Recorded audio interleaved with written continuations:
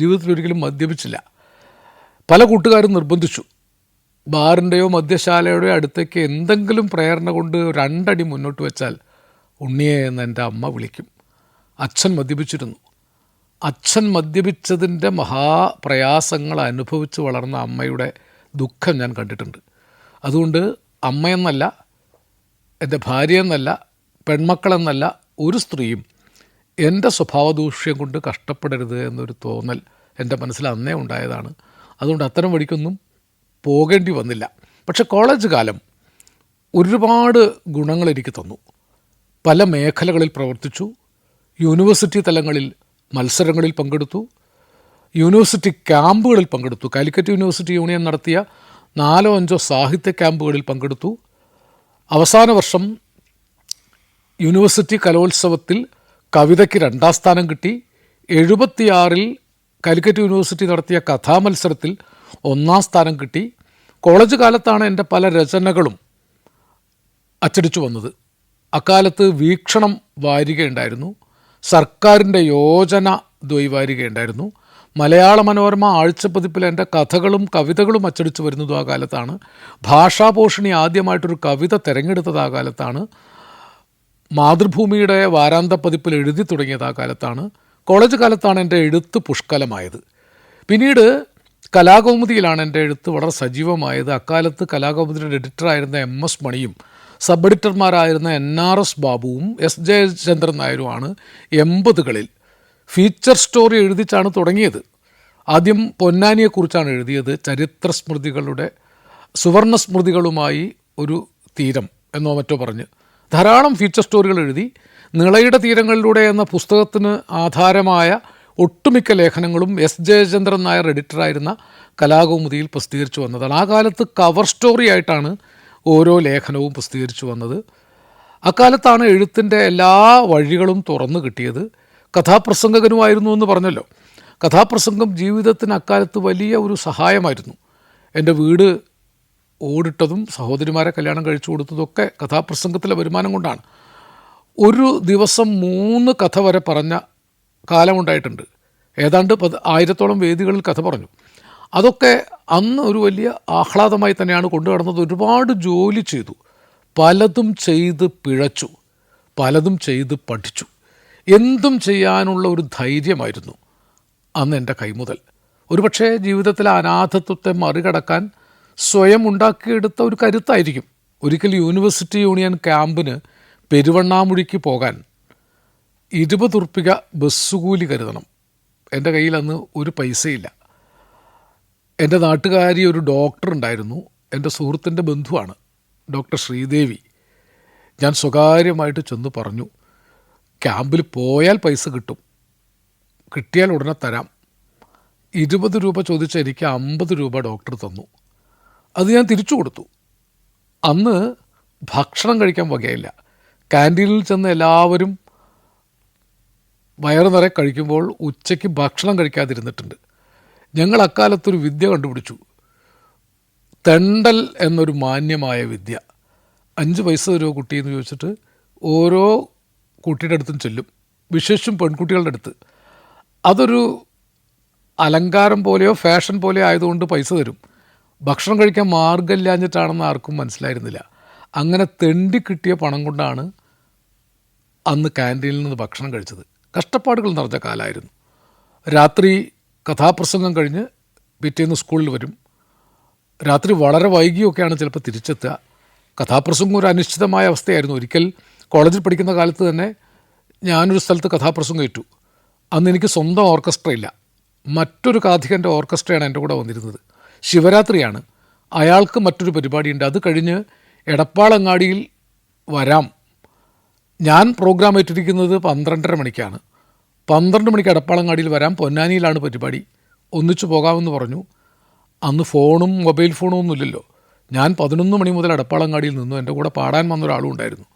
12:30 1 മണിയായി, 2 മണിയായിട്ട് വരെ കാണാനില്ല. അവസാനം എടപ്പാൾ ചുങ്കത്തുനിന്നൊരു ടാക്സി വിളിച്ച് ഇവർ കഥ പറഞ്ഞിരുന്ന ക്ഷേത്രം വരെ ഞങ്ങൾ പോയി. അവിടുന്ന് 22 കിലോമീറ്റർ ഉണ്ട്. അവിടെ ചെന്നപ്പോൾ അവർ പോന്നിരിക്കണു. തിരിച്ച് വീണ്ടും ഇങ്ങോട്ട് വന്നു. അപ്പോഴേക്കും 3 മണിയായി. എന്നിട്ട് ഈ ഓർക്കസ്ട്രക്കാരെ അവിടെ വെച്ച് കണ്ടുമുട്ടി. അവരെയും കൊണ്ട് കഥാപ്രസംഗ സ്ഥലത്ത് ചെല്ലുമ്പോൾ 4 മണി കഴിഞ്ഞു. ആളുകൾ ആകെ അജിറ്റേറ്റഡ് ആയിട്ട് നിൽക്കുകയാണ്. പക്ഷേ അവിടെ കലങ്കരി എന്നൊരു വഴിപാടുണ്ട്, പുലർച്ചെയാണത് നടക്കുക. അതുകൊണ്ട് സ്ത്രീകളൊന്നും പിരിഞ്ഞു പോയിട്ടില്ല. അവിടെ ഇതുപോലെ കഥ പറഞ്ഞ് കഥയുടെ മാസ്മരികത കൊണ്ട് ആളുകളുടെ രോഷത്തെ അടക്കി. അതൊക്കെ കോളേജിൽ പഠിക്കുന്ന കാലത്താണ്. അങ്ങനെ അഗ്നിപരീക്ഷകൾ നിറഞ്ഞ പല കാലങ്ങളിലൂടെ കടന്നുപോയി. കോമേഴ്സാണ് പഠിച്ചതെന്ന് ഞാൻ പറഞ്ഞല്ലോ. ബികോം കഴിഞ്ഞ് ഞാൻ പല ജോലിയും ചെയ്തു. ഒരു ചെരുപ്പ് കമ്പനിയിൽ അക്കൗണ്ടൻ്റായി ജോലി ചെയ്തു. പഠിക്കുന്ന കാലത്ത് തന്നെ പോലീസ് സ്റ്റേഷനിൽ സ്ട്രോക്ക് വന്ന SIക്ക് കേസ് ഡയറി എഴുതാൻ സഹായിച്ചിരുന്നു. ഒരു സ്പെഷ്യൽ ബ്രാഞ്ച് ഹെഡ് കോൺസ്റ്റബിളിൻ്റെ പാസ്പോർട്ട് എൻക്വയറി റിപ്പോർട്ടുകൾ എഴുതാൻ സഹായിച്ചിരുന്നു. പലർക്കും പാസ്പോർട്ട് എടുത്തു കൊടുത്തിരുന്നു. പല വീടുകളിൽ ട്യൂഷൻ എടുത്തിരുന്നു. എനിക്ക് പഠിക്കാനും വീടിൻ്റെ ജീവിതം മുന്നോട്ട് കൊണ്ടുപോകാനും ഒക്കെ അത് പ്രയോജനപ്പെട്ടു. എത്രയും പെട്ടെന്ന് ജോലി കിട്ടണമെന്ന ആഗ്രഹത്തിലാണ് ഡിഗ്രി കഴിഞ്ഞ് പുറത്ത് ചാടിയത്. അപ്പോഴേക്കും കഥാപ്രസംഗവും ഉണ്ടായിരുന്നതുകൊണ്ട് കഷ്ടപ്പാട് കൂടാതെ കഴിയാമായിരുന്നു. എന്നിട്ടും ഞങ്ങളൊരു ട്യൂഷൻ സെൻറ്റർ തുടങ്ങി. ഞാനും എൻ്റെ സുഹൃത്തായിരുന്ന ഹരിയും. ഹരി അറിയപ്പെടുന്ന സന്തൂർ വിദഗ്ധനാണ്. ഹരി ആലങ്കോട് എൻ്റെ ട്രൂപ്പിൽ വയലിനിസ്റ്റായിരുന്നു ആ കാലത്ത്. ഞങ്ങൾ ചേർന്ന് 2-2.5 കൊല്ലം ഒരു ട്യൂട്ടോറിയൽ നടത്തി. അങ്ങനെ കുറച്ചു കാലം മാഷായി. അപ്പോഴാണ് ജീവിതത്തിൽ ആകപ്പാട് എഴുതിയ ഒരേ ഒരു ടെസ്റ്റ്, ഒരൊറ്റ ടെസ്റ്റ് എഴുതിയിട്ടുള്ളൂ. അത് സൗത്ത് മലബാർ ഗ്രാമീൺ ബാങ്കിൻ്റെ ആയിരുന്നു. അതിൻ്റെ ഇൻ്റർവ്യൂവിന് സെലക്ഷൻ കിട്ടി. അന്ന് ചെറിയ ശമ്പളമേ ഉള്ളൂ. കേരള സ്റ്റേറ്റ് സർവീസിലെ ശമ്പളമാണ് 300 രൂപ സ്റ്റൈപ്പൻ്റാണ്. ഒറ്റ ഇൻ്റർവ്യൂ ഉണ്ടായുള്ളൂ, അത് കിട്ടി. അങ്ങനെയാണ് കേരള ഗ്രാമീൺ ബാങ്കിൽ, അന്ന് കേരള ഗ്രാമീൺ ബാങ്ക് അല്ല, സൗത്ത് മലബാർ ഗ്രാമീൺ ബാങ്കാണ്, ഗ്രാമീൺ ബാങ്കിൻ്റെ പെരുവയൽ ശാഖയിൽ ജോയിൻ ചെയ്തത്. 1983 ഫെബ്രുവരി 23 നല്ല ഓർമ്മയാണ് ആ ദിവസം. റിട്ടയർ ചെയ്തത് 2020 ജനുവരി 31 37 കൊല്ലം ബാങ്കിൽ ജോലി ചെയ്തു.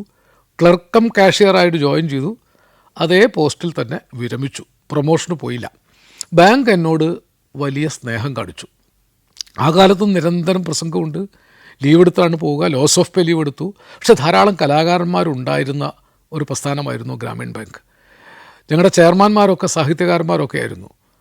പലരെയും എനിക്ക് നേരിട്ട് അറിയാമായിരുന്നു. അതുകൊണ്ട് 1-2 തവണ ചില ചാർജ് ഷീറ്റൊക്കെ കിട്ടിയെങ്കിലും എന്നെ ദ്രോഹിച്ചില്ല.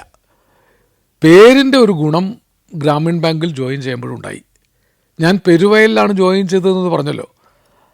അവിടെ ജോയിൻ ചെയ്ത് കുറച്ച് ദിവസം കഴിഞ്ഞപ്പോൾ ഞങ്ങളുടെ മാനേജർ HR&ൽ നമ്മുടെ ഈ സ്റ്റാഫിൻ്റെ കാര്യങ്ങൾ നോക്കുന്ന സെക്ഷനിൽ ചെന്നപ്പോൾ അവിടുത്തെ മാനേജർ ചോദിച്ചു, പുതുതായി പോസ്റ്റ് ചെയ്ത പെൺകുട്ടി എങ്ങനെയുണ്ട്? അപ്പോൾ ഞങ്ങളുടെ മാനേജർ പറഞ്ഞു, അവിടെ പെൺകുട്ടിയൊന്നും വന്നില്ലല്ലോ, ഒരു പയ്യനാണ് വന്നത്. അപ്പോഴാണ് HR സെല്ലിൻ്റെ മാനേജർ ഫയലെടുത്ത് നോക്കിയത്. ലീലാകൃഷ്ണൻ മെയിൽ തന്നെയാണ്. അമ്പലവയലിൽ പോസ്റ്റ് ചെയ്യാനിരുന്നതാണ്, വയനാട്. പെൺകുട്ടി ആയതുകൊണ്ട് വയനാട്ടിലേക്ക് വിടണ്ട, കോഴിക്കോട്ടാക്കാമെന്ന് പറഞ്ഞിട്ടാണ് പെരുവയലിലേക്ക് പോസ്റ്റിംഗ് മാറ്റിയത് ഈ HR മാനേജർ. അങ്ങനെ പേര് കൊണ്ടൊരു ഗുണം ജോലി സ്ഥലത്ത് കിട്ടി. പെണ്ണാണെന്ന് തെറ്റിദ്ധരിച്ചിട്ടാണ് എന്നെ പെരുവയലിലേക്ക് പോസ്റ്റ് ചെയ്തത്. അവിടെ ജോയിൻ ചെയ്യാൻ ചെന്നപ്പോഴും ഉണ്ടായി ഒരു തമാശ. ഞാൻ ഉച്ചയ്ക്ക് ശേഷമാണ് ജോയിൻ ചെയ്യാൻ ചെന്നത്. മാനേജറുടെ ക്യാബിനിൽ ചെന്ന് ഞാൻ എൻ്റെ കടലാസ് കൊടുത്തു. ജോയിൻ ചെയ്യാൻ വന്നതാണെന്ന് പറഞ്ഞപ്പോൾ അദ്ദേഹം എന്നെ നോക്കി. എന്നിട്ട് അടക്കി പിടിച്ചൊരു ചിരി പിടിച്ചു നിർത്താനാവാതെ ഉള്ളിലേക്കൊരൊറ്റ ഓട്ടാണ്. അവിടെ പിന്നെ ഒരു കൂട്ടച്ചിരിയാണ്. എനിക്കാകെ ബേജാറായി, ഇതെന്താ സംഭവിക്കണമെന്നറിയില്ലല്ലോ. കുറേ കഴിഞ്ഞ് ചിരിയൊക്കെ കഴിഞ്ഞ് മാനേജർ തിരിച്ചു വന്നിട്ട് പറഞ്ഞു, ക്ഷമിക്കണം, നിങ്ങളെ കളിയാക്കാൻ വേണ്ടി ചെയ്തതല്ല. ഇവിടെ ലീലാകൃഷ്ണൻ എന്നൊരു പെൺകുട്ടി ജോയിൻ ചെയ്യാൻ വരുന്നുണ്ടെന്ന് കേട്ടിട്ട് കല്യാണം കഴിക്കാത്ത 11 യുവാക്കൾ താങ്കളെന്ന യുവതിയെയും കാത്തിരിക്കുകയാണ്. അപ്പോഴാണ് താനൊരു യുവാവായിട്ട് വന്നത്. അങ്ങനെ ഉണ്ടായ ഒരു കൂട്ടച്ചിരി ഇപ്പോഴും എൻ്റെ മനസ്സിലുണ്ട്. പേര് ചിലപ്പോൾ സഹായിച്ചു, ചിലപ്പോൾ അപമാനിച്ചു. പക്ഷെ ഞാൻ ഈ പേരിൽ വളരെ സന്തോഷിക്കുന്നുണ്ട്. ലീലാലോലമായൊരു ജീവിതം, എല്ലാ ക്ലേശത്തിൻ്റെ ഉള്ളിലും എല്ലാ ദുഃഖങ്ങളെയും ലീലയാക്കി മാറ്റാനുള്ള ഒരു അനുഗ്രഹം ഈ പേരിൻ്റെ പിന്നിലുണ്ട് എന്നാണ് എൻ്റെ വിശ്വാസം. Morocco, north Macedonia, Kazakhstan, Zambia, Zimbabwe. സഞ്ചാരം പെൻഡ്രൈവ് വോളിയം നമ്പർ 21. അപൂർവ ദൃശ്യയാത്രാ വിവരണ ശേഖരം ഉടൻ സ്വന്തമാക്കാൻ സഞ്ചാരം എന്ന് SMS ചെയ്യൂ. ഫോൺ 9995444222. കേരളത്തിൽ ടെലിവിഷൻ സംപ്രേഷണം തുടങ്ങിയ കാലം തൊട്ട് തന്നെ അതുമായിട്ട് സഹകരിക്കാൻ എനിക്കൊരു ഭാഗ്യമുണ്ടായി. 89-ലാണ് തിരുവനന്തപുരം ദൂരദർശന് വേണ്ടി ചില ഡോക്യുമെൻ്ററികൾ ചെയ്യാൻ അന്നത്തെ ഡയറക്ടറായിരുന്ന കെ കുഞ്ഞികൃഷ്ണൻ എന്നോട് ആവശ്യപ്പെട്ടത്. ഞാൻ അക്കാലത്ത് കലാകൗമുദിയിൽ നിരന്തരം എഴുതിക്കൊണ്ടിരുന്നു. നേരത്തെ പറഞ്ഞതുപോലെ നിളാതീരത്തെക്കുറിച്ചുള്ള ഡോക്യുമെൻ്ററി ടൈപ്പായിട്ടുള്ള ലേഖനങ്ങളാണ്. നിളയുടെ തുടക്കം മുതൽ ഒടുക്കം വരെ ഗ്രാമഗ്രാമാന്തരങ്ങളിൽ സഞ്ചരിച്ച അവിടുത്തെ നാട്ടറിവുകളും ദേശപുരുഷാർത്ഥങ്ങളും ചരിത്രങ്ങളും കൃഷിരീതികളും ഒക്കെ രേഖപ്പെടുത്തുന്നൊരു എഴുത്തായിരുന്നു. യാത്രാവിവരണമല്ല, സംസ്കാര പഠനമല്ല, ദേശപഠനവുമല്ല, പ്രാദേശിക ചരിത്രമല്ല, ഇതൊക്കെ ചേർന്ന ഒന്നായിരുന്നു. ഇത് ഇഷ്ടപ്പെട്ടിട്ടാണ് കുഞ്ഞികൃഷ്ണൻ സാർ അങ്ങനെ ഒരു ആവശ്യം പറഞ്ഞത്. അന്ന് ഡോക്യുമെൻ്ററിക്കൊരു ഭാഷ ഉണ്ടായി വന്നിട്ടില്ല. ടെലിവിഷൻ ഡോക്യുമെൻ്ററി ഉണ്ടായി വരുന്നേ ഉള്ളൂ. ഒരഭിമാനം വേണമെങ്കിൽ പറയാം, ടെലിവിഷൻ ഡോക്യുമെൻ്ററിക്ക് ഒരു ഭാഷ ഉണ്ടാക്കിയവരുടെ ആദ്യ പഥികരിൽ ഒരാളാണ് ഞാൻ. തിരുവനന്തപുരം ദൂരദർശനു വേണ്ടി ചരിത്രസ്മൃതികളുടെ തീരം എന്ന പേരിൽ തിരുനാവായയെക്കുറിച്ചും പന്തിരുകുലത്തിൻ്റെ കർമ്മഭൂമി എന്ന പേരിൽ പന്തിരുകുല കഥയെക്കുറിച്ചും രണ്ട് ഡോക്യുമെൻ്ററികൾ തയ്യാറാക്കി. പിന്നീട് എൻ്റെ പുസ്തകം നിളയുടെ തീരങ്ങളിലൂടെ എന്ന പുസ്തകം വരുന്നതിന് മുമ്പ് തന്നെ 5 എപ്പിസോഡുകളിലായി നിളയുടെ തീരങ്ങളിലെ ഈ ചരിത്രവും സംസ്കാരവും സാഹിത്യമൊക്കെ രേഖപ്പെടുത്തുന്ന ഡോക്യുമെൻ്ററികൾ ചെയ്തു. ഡോക്യുമെൻ്ററി പരമ്പരയായിട്ട് നിളയുടെ തീരങ്ങളിലൂടെ വന്നു. പിന്നീട് വിഷുവിനെക്കുറിച്ചൊരു ദേശീയ ഡോക്യുമെൻ്ററി ഇംഗ്ലീഷിൽ ട്രാൻസ്ലേറ്റ് ചെയ്തിട്ട് ചെയ്തു.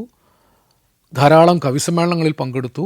ദൂരദർശൻ്റെ ഒരു സ്ഥിരം പ്രയോക്താവായിട്ട് ആ കാലത്ത് മാറാൻ കഴിഞ്ഞു. എൻ്റെ സുഹൃത്തുക്കളായ പലരും ഉണ്ടായിരുന്നു. സേതുമാധവൻ മച്ചാട്, GR കണ്ണൻ തുടങ്ങി പലരും, ചാർലി, മൈക്കിൾ, അങ്ങനെ അവരുടെ നിർബന്ധം കൊണ്ട് ധാരാളം ഡോക്യുമെൻ്ററികൾ അക്കാലത്ത് ചെയ്തു. പിന്നീടാണ് ടെലിവിഷന് വേണ്ടി ഒരു കാര്യപ്പെട്ട പരിപാടിയിൽ പങ്കുചേരേണ്ടി വന്നത്. അത് കൈരളി TV-ക്ക് വേണ്ടിയായിരുന്നു. മാമ്പഴം എന്ന കാവ്യാലാപന റിയാലിറ്റി ഷോയിൽ ആദ്യം മുതൽ അവസാനം വരെ ഉണ്ടായിരുന്ന വിധികർത്താക്കളിൽ ഒരാളായിരുന്നു ഞാൻ. അതൊരു വല്ലാത്ത അനുഭവമായിരുന്നു. മലയാള കവിത മുഴുവൻ ഒരു റിവിഷൻ പോലെ ആദ്യം മുതൽ അവസാനം വരെ വീണ്ടും വായിക്കാനും കേൾക്കാനും സാധിച്ചു. വളരെ മിടുക്കുള്ള കുട്ടികളായിരുന്നു. ഏതാണ്ട് 700 എപ്പിസോഡോളം 10 സീസണിലായിട്ട് അവതരിപ്പിച്ചു. 7 കൊല്ലത്തോളം തുടർച്ചയായി അതിൻ്റെ വിധികർത്താവായി. അങ്ങനെയാണ് ഒരുപക്ഷെ ഞാൻ കൂടുതൽ ജനപ്രിയനായത്. ഏറ്റവും കൂടുതൽ ആളുകൾ കണ്ട ഒരു ഷോ ആയിരുന്നു. എനിക്കിപ്പോഴും ഓർമ്മയുണ്ട്, മാമ്പഴം വന്നുകൊണ്ടിരുന്ന കാലത്ത് 95 വയസ്സായ ഒരു കോവിലമ്മ എന്നെ മിക്കവാറും ദിവസങ്ങളിൽ വിളിക്കാറുണ്ടായിരുന്നു. മോനെ, ഞാനിപ്പോൾ ജീവിക്കുന്നത് ഈ മാമ്പഴം കണ്ടിട്ടാണ്. എൻ്റെ മക്കളൊന്നും എൻ്റെ അടുത്തില്ല, ആരുമില്ല, ഒറ്റയ്ക്കാണ്. 95 വയസ്സായി, ഗുരുവായൂരപ്പനും ഞാനും മാത്രമേ ഉള്ളൂ. ഇപ്പം എനിക്ക് മോനും ഉണ്ട്. ലീലാകൃഷ്ണൻ ചാ ഗുരുവായൂരപ്പൻ തന്നെയല്ലേ? നീ പറയണതൊക്കെ കേട്ട് ഞാനിങ്ങനെ ഇരിക്കും. ആ കുട്ടികളുടെ കവിതകൾ ഇങ്ങനെ കേൾക്കും. അങ്ങനെ ദിവസവും അവരെന്നെ വിളിക്കുമായിരുന്നു. ഞാൻ അവരുടെ വിളിക്ക് ചെവി കൊടുക്കും. അവരോട് പറയും, ആ കുട്ടിക്ക് അത്ര മാർക്ക് കൊടുത്തത് പോരാട്ടോ, കുട്ടികളെ വിഷമിപ്പിക്കരുത് കേട്ടോ എന്നൊക്കെ പറയായിരുന്നു. അങ്ങനെ ഇരിക്കെ ഒരു ദിവസം അവരുടെ വിളി നിന്നുപോയി. ഞാൻ ആ നമ്പർ സേവ് ചെയ്തൊന്നും വെച്ചിരുന്നില്ല. പിന്നീട് ഞാൻ അറിഞ്ഞു, ആ അമ്മ മരിച്ചുപോയി. ഒരുപക്ഷെ മരണം വരെ അവർ ഉത്സാഹത്തോടു കൂടി ജീവിച്ചത് മാമ്പഴം കേട്ടിട്ടാണ്. മാമ്പഴം കൊണ്ട് എനിക്ക് ഒരുപാട് വിദ്യാർത്ഥികളുണ്ടായി. അധ്യാപകനാവാൻ ആഗ്രഹിച്ച എനിക്ക് ഏറ്റവും കൂടുതൽ വിദ്യാർത്ഥികളെയും കിട്ടിയത് മാമ്പഴക്കാലത്താണ്. ഇപ്പോഴും ആ കുട്ടികൾ ഒരു ഗുരുവിനോടെന്നതുപോലുള്ള സ്നേഹം എനിക്ക് തരുന്നുണ്ട്. കേരളത്തിൽ അന്ന് ഒരുപാട് കാവ്യാലാപന ഗ്രൂപ്പുകളുണ്ടായിരുന്നു. പാലാ കൈരളി ശ്ലോകരംഗം, ഇടപ്പള്ളിയിൽ സരസമ്മ ടീച്ചർ നടത്തുന്ന ഒരു കാവ്യാലാപന പഠന ക്ലാസ്, KPC നാരായണൻ ഭട്ടതിരിപ്പാട് നടത്തിയിരുന്ന ഒരു കാവ്യാലാപന സദസ്സ്, ഇങ്ങനെ കേരളത്തിലുടനീളം ഉണ്ടായിരുന്ന കാവ്യാലാപന പരിശീലന ഗ്രൂപ്പുകളെ കൂട്ടിച്ചേർക്കാനും കാവ്യാലാപനത്തെ ഒരു പുതിയ സംസ്കാരമാക്കാനും കവിതയ്ക്കൊരു പുനർജന്മം കൊടുക്കാനും മാമ്പഴം കൊണ്ട് സാധിച്ചു. K. Jayakumar sir, V. Madhusoodanan Nair sir, George Onakkoor, Prabhavarma, Ezhacheri Ramachandran തുടങ്ങിയ എത്രയോ കവികൾ, ലളിത, ലെനിൻ തുടങ്ങിയ എത്രയോ കവയിത്രികൾ ഒക്കെ അതിലുണ്ടായിരുന്നു. ഒരു വലിയ ഹൃദയബന്ധമായിരുന്നു ഞങ്ങൾ തമ്മിലുണ്ടായിരുന്നത്. പ്രഭാവർമ്മയുടെ ശ്യാമമാധവം എന്ന കാവ്യം അക്കാലത്താണ് എഴുതി പൂർത്തിയാക്കിയത്. അതിൻ്റെ ഓരോ ഭാഗവും ഞങ്ങൾ അതവിടെ വായിച്ചിരുന്നു. ഒരു കവിതയുടെ പഠനക്കളരി പോലെ അനുഭവപ്പെട്ടിരുന്നു. ഒരിക്കൽ തിരുവനന്തപുരത്ത് ONV കുറുപ്പ് സാറിന് ജ്ഞാനപീഠം കിട്ടിയതിൻ്റെ സ്വീകരണം നടക്കുന്ന സ്ഥലത്ത് മാമ്പഴത്തിൻ്റെ ഷൂട്ട് കഴിഞ്ഞ് ഞാനും പ്രഭാവർമ്മയും ചെന്ന് സദസ്സിലിരുന്നപ്പോൾ വേദിയിൽ നിന്നൊരാൾ ഇറങ്ങി വന്ന് ഞങ്ങളുടെ രണ്ടുപേരുടെയും കൈപിടിച്ചു. മരിച്ചുപോയ എന്നെ ജീവിപ്പിച്ചത് നിങ്ങളാണ്. എനിക്ക് മനസ്സിലായില്ല, ഞാൻ ആദ്യം കാണുകയാണ്. അപ്പോൾ വർമ്മ ചോദിച്ചു, മനസ്സിലായില്ലേ? ഇല്ല, ഞാൻ കണ്ടിട്ടില്ല.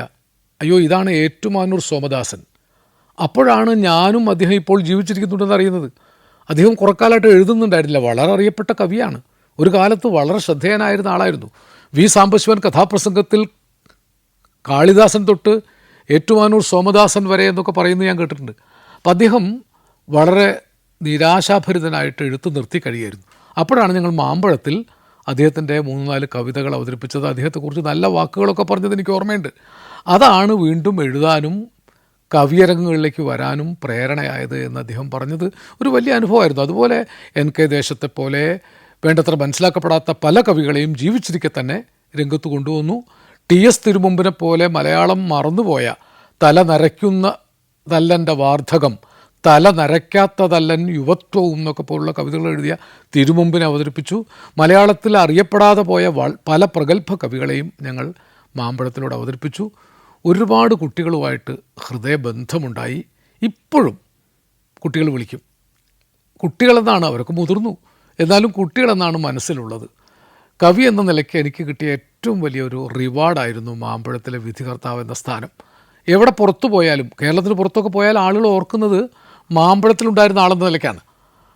അതേ കാലത്ത് തന്നെ ഈ പുഴയും കടന്ന് എന്ന ഒരു യാത്രാ പരമ്പരയും ഞാൻ കൈരളി TV-യിൽ അവതരിപ്പിച്ചിരുന്നു. അത് സ്ക്രിപ്റ്റില്ലാതെ നിളയുടെ തുടക്കം മുതൽ ഒടുക്കം വരെയുള്ള ഓരോരോ സ്ഥലങ്ങളിൽ നിന്ന് അവിടുത്തെ ചരിത്രം, സംസ്കാരം, കവിത, കല, നാട്ടറിവ്, കൃഷി, അങ്ങനെ പലതും ചേർത്ത് പറയുകയും പലതും പരിചയപ്പെടുത്തുകയും ചെയ്യുന്ന ഒരു ട്രാവലോഗ, വിഷ്വൽ ട്രാവലോഗായിരുന്നു. ചിന്തരവിയുടെ എൻ്റെ കേരളത്തിന് ശേഷം ഏറ്റവും കൂടുതൽ പ്രേക്ഷകരുണ്ടായിരുന്ന ആ പ്രോഗ്രാമും ഏതാണ്ട് 30-35 എപ്പിസോഡ് വരെ കൊണ്ടുപോയി. അതിൻ്റെ പ്രൊഡ്യൂസറായിരുന്ന സുരേഷ് ദാമോദരൻ എന്ന മിടുക്കനായ ചെറുപ്പക്കാരൻ അകാരണമായ ഒരു ആത്മഹത്യയിലാണ് അത് അവസാനിച്ചത്. അയാൾക്കൊരു പ്രേമമോ വിവാഹമോ എന്തോ ഉണ്ടായിരുന്നു. എന്താണെന്നറിയാത്ത ആ ഒരു സംഗതിയിൽ അയാൾ ആത്മഹത്യ ചെയ്തു. അതൊരു വല്ലാത്ത വേദനയാണ്. 2 മരണങ്ങൾ എന്നെ ബാധിച്ചത്. ഒന്ന് ഈ സുരേഷ് ദാമോദരൻ്റെ മരണം, മറ്റൊന്ന് ഏകാന്തത്തിൻ്റെ സംവിധായകനായിരുന്ന മധു കൈതപ്രവും ആ കാലത്തിൽ മരിച്ചുപോയി. ഏകാന്തവുമായി ബന്ധപ്പെട്ടവരൊക്കെ മരിച്ചുപോയി. നടൻ മുരളി മരിച്ചുപോയി, തിലകൻ മരിച്ചുപോയി, മുല്ലനേഴി മാഷ് മരിച്ചുപോയി. അതിലെൻ്റെ നാട്ടിൽ അഭിനയിച്ചിരുന്ന ഒരു ചമ്മിണി ഉണ്ടായിരുന്നു, ആ ചമ്മിണി അടക്കം മരിച്ചുപോയി. ഞാനിടയ്ക്ക് വിചാരിക്കും ഏകാന്തം കാണുമ്പോൾ അതിൻ്റെ അണിയറയിലും അരങ്ങിലുമൊക്കെ പ്രവർത്തിച്ചവരിൽ ഞങ്ങൾ 3-4 പേര് മാത്രമേ ജീവിച്ചിരിപ്പുള്ളൂ. അതൊക്കെ ചില അനുഭവങ്ങളാണ്. ഇങ്ങനെ ജീവിതയാത്രയിൽ പലതും അനുഭവിച്ചു. മാമ്പഴവും ഈ പുഴയും കടന്നും മറക്കാനാവാത്ത ടെലിവിഷൻ പരിപാടികളായിട്ട് ഇപ്പോഴും എൻ്റെ മനസ്സിൽ ശേഷിക്കുന്നുണ്ട്. കലയും സാഹിത്യവും തന്നെയാണ് എന്നെ ലോകസഞ്ചാരിയാക്കിയത്. ഇന്ത്യക്കകത്ത് ഒട്ടുമിക്ക സ്ഥലങ്ങളിലും ഞാൻ പ്രഭാഷകനായിട്ട് പോയി. ഡൽഹിയിൽ, ബോംബെയിൽ, കൽക്കട്ടയിൽ, ചെന്നൈയിൽ, മലയാളികളുള്ള എല്ലായിടത്തും. ഗുവാഹത്തിയിൽ ഗ്രേറ്റർ മലയാളി സമാജത്തിൻ്റെ പരിപാടിയിൽ പങ്കെടുത്തു. ഗുവാഹട്ടിയിൽ തന്നെ ഒരിക്കൽ സാർവദേശീയ കവിസമ്മേളനത്തിൽ പങ്കെടുത്തു. മലയാള ഭാഷയെ പ്രതിനിധീകരിച്ച് കവിയായി ഡൽഹി സർവഭാഷാ കവിസമ്മേളനത്തിൽ, ഷിംല അന്തർദേശീയ കവിസമ്മേളനത്തിൽ, ഭോപ്പാൽ സർവഭാഷാ കവിസമ്മേളനത്തിൽ, വാരണാസിയിലെ ആകാശവാണി ദേശീയ കവിസമ്മേളനത്തിലൊക്കെ പങ്കെടുത്തു. മലയാള ഭാഷയുടെ പ്രതിനിധിയായിട്ടാണ് അവിടെയൊക്കെ പോയത്. അങ്ങനെ ഇന്ത്യക്ക് വെളിയിലും പോയി. UAE-യിൽ ഏതാണ്ട് 30-ലധികം തവണ ഞാൻ സന്ദർശിച്ചത് സാഹിത്യത്തിൻ്റെ പേരിലാണ്. അവിടുത്തെ മലയാളികളുടെ കൂട്ടായ്മയെ അഭിസംബോധന ചെയ്ത് പ്രസംഗിക്കാനും ചില ക്യാമ്പുകളിൽ പങ്കെടുക്കാനുമാണ്. 2008-ൽ എൻ്റെ നാട്ടുകാരുടെ കൂട്ടായ്മ ചങ്ങരംകുളം ചങ്ങാത്തം ഉദ്ഘാടനം ചെയ്യാൻ ഞാനും എൻ്റെ ഗുരുനാഥൻ P. ചിത്രനമ്പൂരിപ്പാടും ഒരുമിച്ചാണ് പോയത്. അത് മറക്കാനാവാത്തൊരു അനുഭവമാണ്. ചങ്ങരംകുളത്ത് ഒരിക്കലും കാണാൻ സാധ്യതയില്ലാത്ത അത്ര ചങ്ങരംകുളത്തുകാരെയാണ് ഞങ്ങളന്ന് കേരള സോഷ്യൽ സെൻ്ററിൽ കണ്ടത്. ഏതാണ്ട് 2000-ഓളം ചങ്ങരംകുളത്തുകാർ GCC രാജ്യങ്ങളിലെ പല ഭാഗത്തു നിന്ന് വന്നു. എൻ്റെ കുട്ടിക്കാലത്തെ കളിക്കൂട്ടുകാരനായിരുന്ന കുഞ്ഞാണി, ഞാൻ നേരത്തെ സൂചിപ്പിച്ചിട്ടുണ്ട്, നോമ്പുകാലത്ത് പോത്തിറച്ചി കഴിക്കാൻ കാരണക്കാരനായ എൻ്റെ പ്രിയപ്പെട്ട കുഞ്ഞാണി വന്ന് കെട്ടിപ്പിടിച്ച് കരഞ്ഞത് ജീവിതത്തിൽ മറക്കില്ല. നീ വീടിന് എന്നോട് പറയാതല്ലടാ വന്നത്, അനക്ക് ബീഫ് കഴിക്കണ്ടേ എന്ന് പറഞ്ഞ് എന്നെ കൂട്ടിക്കൊണ്ടുപോയി. എൻ്റെ തൊട്ടടുത്തുണ്ടായിരുന്ന തുരുപ്പുമ്മർ എന്ന് വിളിച്ചിരുന്ന ഉമ്മർ ഫോണിൽ വിളിച്ച് നിലവിളിച്ചു, ലീലാഷേട്ടാ നിങ്ങൾ വന്നിട്ട് എനിക്ക് കാണാൻ പറ്റില്ലല്ലോ, ഞാൻ ലേബർ ക്യാമ്പിലാണ് ലീലാഷേട്ടാ, എനിക്ക് ഇവിടുന്ന് വരാൻ പറ്റില്ല, ഞാൻ ലേബർ ക്യാമ്പിൽ പോയി അവനെ കാണാൻ. അങ്ങനെ മനസ്സ് നിറയുന്ന എത്രയോ അനുഭവങ്ങൾ ആ യാത്രകളിലൊക്കെ കിട്ടിയിട്ടുണ്ട്. അതിനേക്കാൾ വലിയൊരു അനുഭവമാണ് സിംഗപ്പൂരിൽ പോയപ്പോഴുണ്ടായത്. എൻ്റെ കവിതകൾ, ഇതപര്യന്തമുള്ള കവിതകളൊക്കെ ശേഖരിച്ചു വെച്ച പ്രമോദ് എന്നൊരു കാവ്യപ്രണയിയെ അവിടെ വെച്ച് കണ്ടുമുട്ടി. സുരേഷ് എന്നൊരാൾ, എൻ്റെ എല്ലാ രചനകളും പഠിച്ചു വച്ചിട്ടുള്ള ഒരാൾ, രഞ്ജൻ എന്ന് പറയുന്ന ഒരാൾ, ഇങ്ങനെ ചില സുഹൃത്തുക്കൾ, പല തരത്തിലെ ഉല്ലാസ് എന്ന് പറയുന്ന ഒരു സുഹൃത്ത്, ഇവരൊക്കെ എഴുത്തുകൊണ്ട് മാത്രം ദൂരെ ഇരുന്ന് സ്നേഹിക്കുന്നവരാണ്. അപ്പോൾ എവിടെയോ ഇരിക്കുന്ന ഇത്തരം സുഹൃത്തുക്കളെ കാണാനും ഈ യാത്രകൾ എനിക്ക് അവസരം തന്നു. ഒരർത്ഥത്തിൽ സാഹിത്യം എത്ര വലുതാണെന്ന് ബോധ്യപ്പെടുത്തിയത് അവിടെയാണ്. നമ്മൾ ഒരിക്കലും കാണാൻ സാധ്യതയില്ലാത്ത ഏതോ ഒരു സമാന ഹൃദയൻ അകലെ എവിടെയോ ഇരുന്ന് നമ്മുടെ എഴുത്തു വായിച്ച് ചിരിക്കുകയോ കരയുകയോ ചെയ്യുന്നുണ്ട്. ആ സമാന ഹൃദയന് വേണ്ടിയാണ് എഴുതുന്നത്. അതാണ് എഴുത്തിൻ്റെ ഏറ്റവും വലിയ ചാരിതാർത്ഥ്യം. പോരുമ്പോൾ എന്നോട് പറഞ്ഞു, ലീലാഷേട്ടാ നിങ്ങൾ ശ്രദ്ധിക്കണം, നിങ്ങൾ ഈ താക്കോലെടുക്കാതെ പുറത്തേക്ക് ഇറങ്ങി ഇത് പൂട്ടിപ്പോയാൽ പിന്നെ ഒരിക്കലും തുറക്കാൻ പറ്റില്ല, അത് നിങ്ങൾ ശ്രദ്ധിക്കണം എന്ന് പറഞ്ഞുകൊണ്ടിരിക്കെ ഞാൻ ഷെരീഫിൻ്റെ കൂടെ പുറത്ത് കടന്നു. ആ സമയത്ത് വാതിലടഞ്ഞു. അതോടുകൂടി ഷെരീഫ് പറഞ്ഞു, അയ്യോ പടച്ച റബ്ബേ, ഇനി ഇതൊരിക്കലും തുറക്കാൻ പറ്റില്ലല്ലോ, കുടുങ്ങിയല്ലോ.